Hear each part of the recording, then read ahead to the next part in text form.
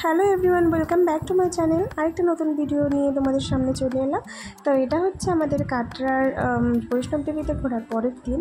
আর এখানে হচ্ছে আমরা বিকেলবেলা আমাদেরকে টিফিন দিয়ে দিয়েছিলো। ওখানে যেহেতু ভেজ আর ভেজ চাউমিন দিয়েছিলো আমাদেরকে টিফিনে, আমাদের ট্রাভেলাররাই। আর এটা দেখো আমাদের হোটেল থেকে আমাদের মানে ভাসুরের রুম, যেটা আমি ওখানে বসে সবাই আড্ডা দিচ্ছিলাম। তো সেখান থেকে এই ভিউটা আসছিলো, বৈষ্ণব দেবীর ভিউ। জানো, এই যে রাস্তাঘাটের এই যে লাইটগুলো দেখছো, সব এগুলো বৈষ্ণব দেবীর যাওয়ার রাস্তাটার লাইট। তো খুব ভালো লাগছিলো ভিউটা। আর আমরা লাইট অফ করে, রুমের লাইট অফ করে এইসব করছিলাম। আর পরের দিন আমরা তাড়াতাড়ি করে সকাল সকাল রেডি হয়ে টিফিন করে আর রওনা হচ্ছে সোনমার্গের উদ্দেশ্যে। তো সেদিনকে আমরা দেখো আমাদের গাড়ি এসে গেছিলো সকালবেলা 7টায়, আসবে বলে 9টায় এসেছিলো রাস্তায় প্রবলেমের জন্য। তো সেই জন্য আমরা এবার গাড়িতে উঠে গেছি আর এইবার জার্নিটা স্টার্ট হবে। আর খুব সুন্দর রাস্তা, মানে আজকের ভিডিওটি তোমাদেরকে শুধু কাটরা থেকে শ্রীনগরে নিয়ে যাব, মানে আমিও যাব আর সাথে তোমরাও যাবে আমার সাথে।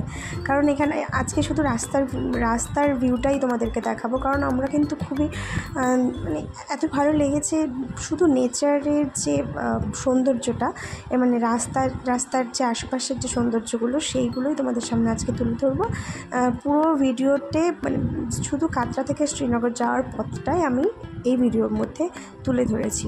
তো দেখো আমাদের তো আর নামি দামি ক্যামেরা নেই, যেইটুকু ক্যামেরায় মানে মোবাইলের ক্যামেরায় যেটুকু ধরতে পেরেছি সেইটুকুই তোমাদের সাথে শেয়ার করছি।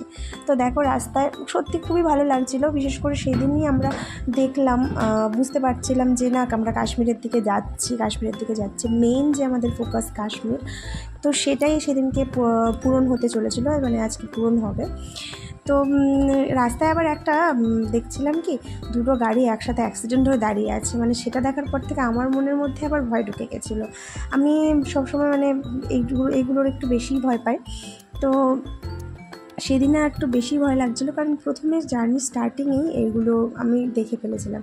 তো যাই হোক, ভগবানের নাম করে আমরা বেরিয়ে গেলাম শ্রীনগরের উদ্দেশ্যে। আর শ্রীনগরের ডাল লেকের সামনেই আমাদের হোটেল ছিল।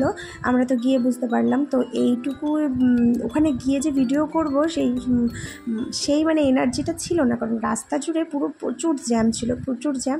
কাশ্মীরের রাস্তায় যে এত জ্যাম হয় সত্যি আজকে না, ওইটা না দেখলে আমরা জানতেই পারতাম না। তো এই রাস্তাগুলো বেশ তাড়াতাড়ি গিয়েছিলাম। তো এখানে না এই রাস্তাগুলো যেতে আমার ভয় লাগছিলো না।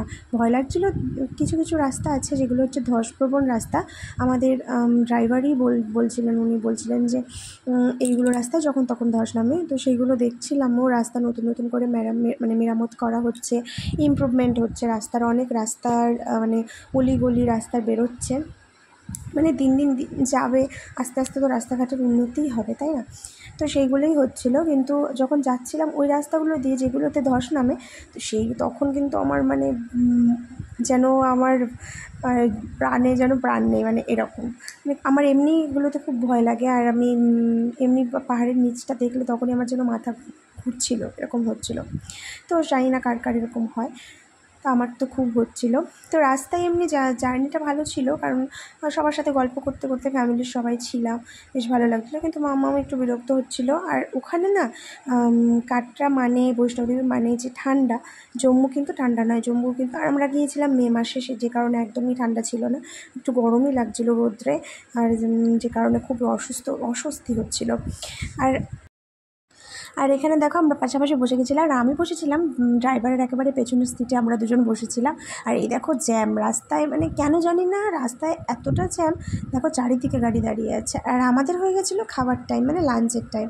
আর সকালবেলা আমরা ওই যে বললাম যে 7টায় বলে 9টায় এসেছিলো গাড়ি, সেই জন্য আমরা কিন্তু খেতেও পারিনি। আমরা যেহেতু গাড়ি আসুক না আসুক টাইমে তো আমাদের রেডি তো হতে হবে, তাই না?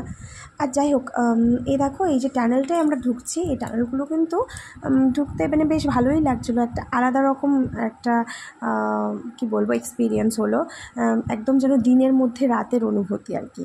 যাই হোক, আর এটা হচ্ছে জানি না, মনে হচ্ছে বিগেস্ট টানেল ছিল, আমার ঠিক মনে পড়ছে না। ওই যে অনেক দিন পরে ভিডিওটি এডিট করলে যা হয়, প্রায় 1 মাসের কাছাকাছি হয়ে গেছে আমি ভিডিও এডিট করিনি। ঘোরার নেশায় ভিডিও আর এডিট করতে ইচ্ছা করে বলো, সেই জন্য বাড়ি এসে আস্তে আস্তে অল্প ছোটো ব্লগে তোমাদের সাথে শেয়ার করছি।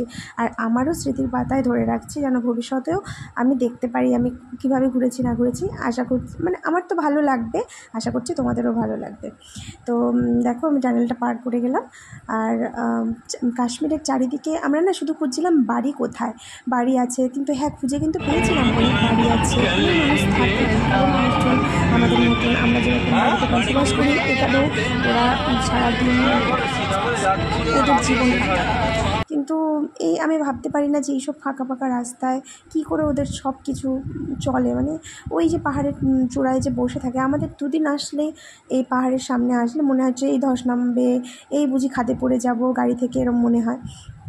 কিন্তু যারা প্রতিনিয়ত সেখান দিয়ে যাতায়াত করে তাদের কি মনে হয়, আমি ভাবছিলাম এটা, আমি মনে মনে ভাবছিলাম, আপনাদের সাথেই আমি আমার মনের কথাগুলো শেয়ার করছি ভিডিওর মাধ্যমে।